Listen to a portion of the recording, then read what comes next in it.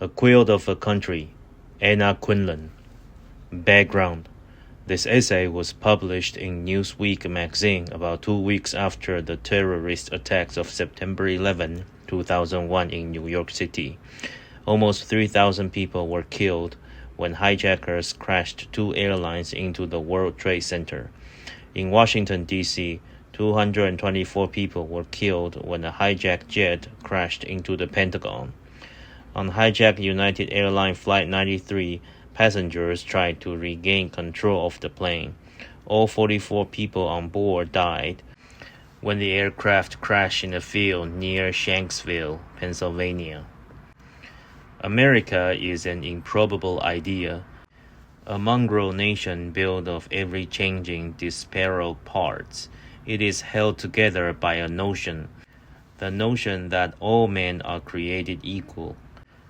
Though everyone knows that most men consider themselves better than someone. Of all the nations in the world, the United States was built in nobody's image.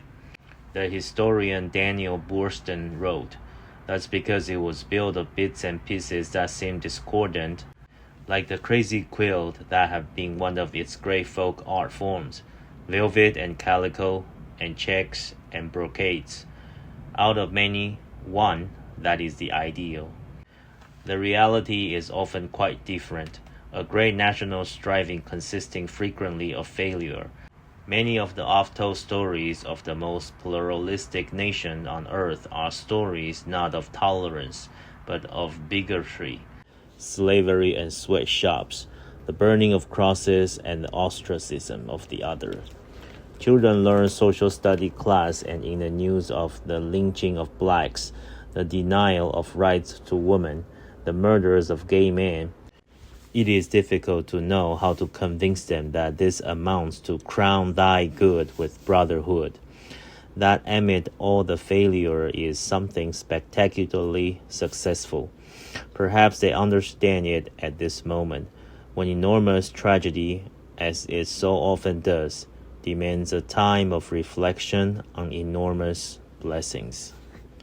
This is a nation founded on a conundrum, one Mario Cuomo has characterized as community added to individualism. These two are our defining ideals.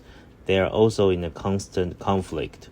Historians today bemoan the ascendancy of the kind of prideful apartheid in custom, has undermined the concept of unity.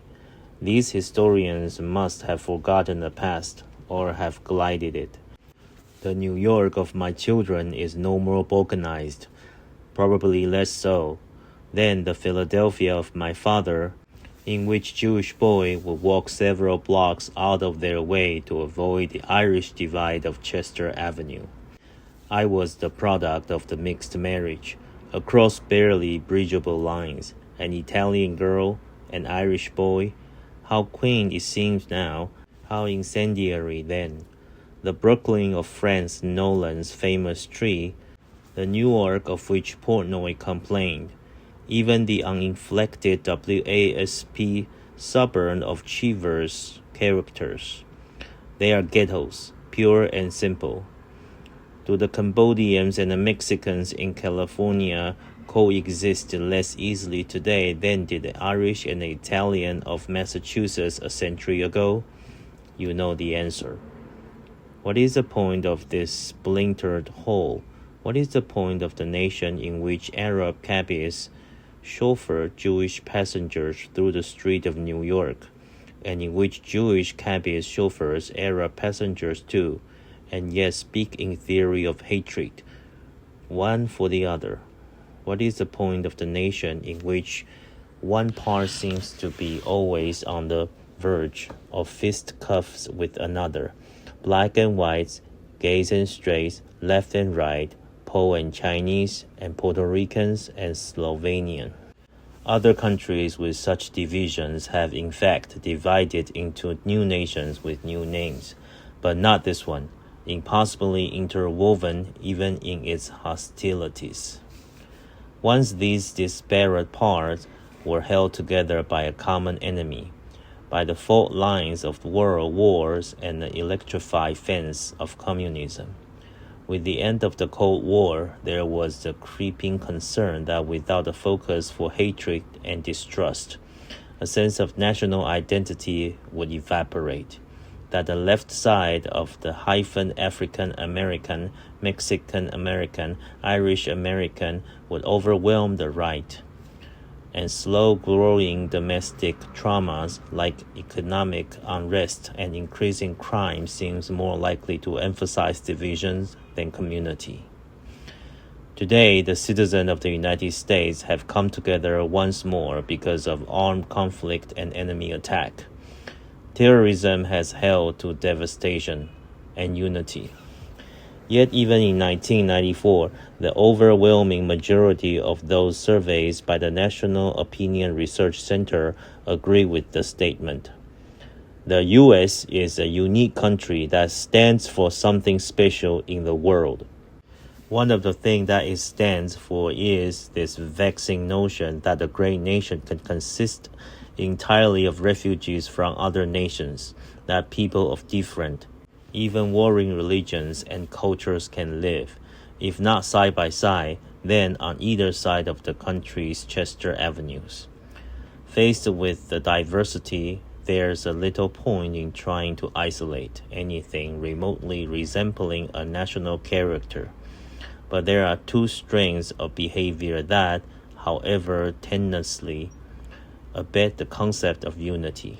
There is that Calvinist undercurrent in the American psyche that loves the difficult, the demanding, that sees mastering the impossible, whether it be prairie or subway, as a test of character, and so glories in the struggles of this fracture coalescing. And there is a grudging fairness among the citizens of the United States that eventually leads most to admit that, no matter what the English-only advocates tries to suggest, the new immigrants are not so different from our own parents or grandparents. Leonel Castillo, former director of the Immigration and Naturalization Service, and himself the grandson of Mexican immigrants, once told a writer, Stutz Turco proudly, the old neighborhood ma-pa stores are still around. They are not Italian or Jewish or Eastern Europeans anymore. Ma and pa are now Korean, Vietnamese, Iraqi, Jordanian, Latin American. They live in the store. They work 7 days a week. Their kids are doing well in school. They are making it. Sound familiar? Tolerance is the word used most often when this kind of coexisting succeeds. But tolerance is a vanilla pudding word, standing for little more than the allowance of letting others live unremarked and unmolested. Pride seems excessive, given the American willingness to endless complain about them. Them being whoever is new, different, unknown, or currently under suspicion. But patriotism is partly taking pride in its unlikely ability to throw all of us together in a country that across its length and breadth is as different as a dozen countries, and still be able to call it by one name.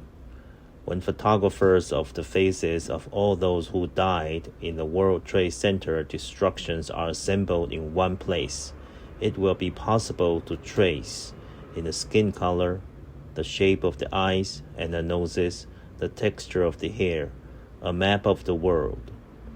These are the representatives of the mongrel nations that somehow, at time like this, has one spirit. Like many improbable ideas, when it actually works, it's a wonder.